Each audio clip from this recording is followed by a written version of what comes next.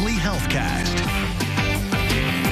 Well, tick bites can carry some nasty illnesses. Lyme disease, of course, the most common one. Sharing facts about these biting critters and ways to keep your family safe is SUNY Upstate professor Dr. Thangamani, who runs the Upstate Tick Testing Lab. Thank you for joining us for the Family Healthcast tonight.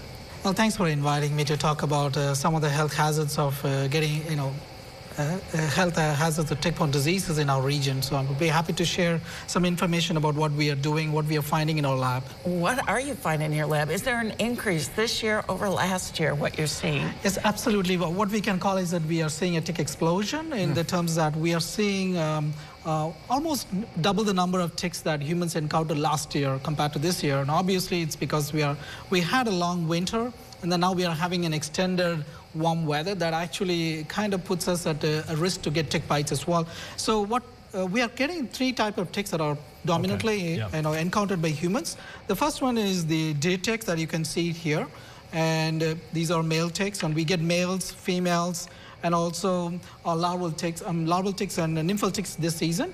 And pretty much the 1/3 of the ticks carry at least one tick-borne disease-causing agent. The second most common tick that we are encountering are the dog ticks, and followed by Lone Star ticks. Dog ticks and Lone Star ticks were not present in the central New York, I would say 5-6 years back, and we are now starting to see more and more in our population, which means that these ticks are actually slowly emerging in central New York, which can cause additional health concern for us in the central New York particularly. You kind of showed it there. We've seen plenty of video about just how small these ticks can be.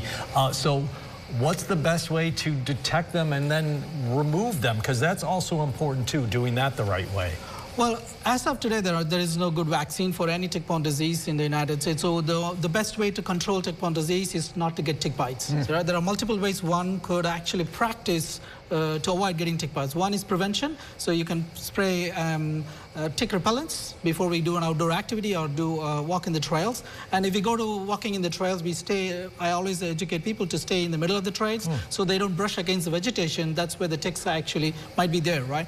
And then I tell them as soon as, once they finish their outdoor activity, trekking or gardening, do the tick check on them, or tick check on their body, on their dress. And then so tick check primarily under the arms, between the legs, groin area, in and out of the ear, hair.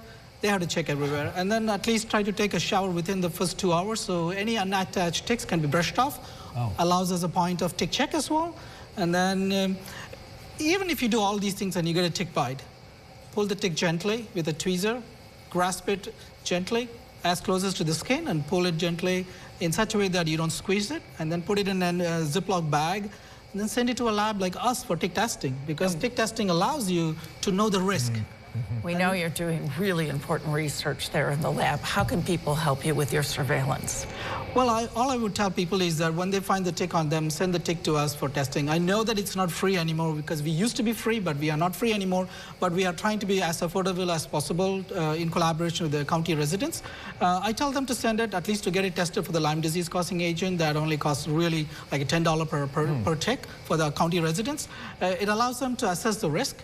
Also, we collect the data, and then we use it to educate the health departments, state health departments, to tell them where are the ticks emerging, where are the hotspots for disease-causing ticks are present, so they can make informed decisions on education, tick control, and other programs to mitigate, human tick bites. Wow, great information. Get outside, but again, use some of those tips that Dr. Thangamani talked about. Thank you, sir. Thank you. Thank you so much. All right.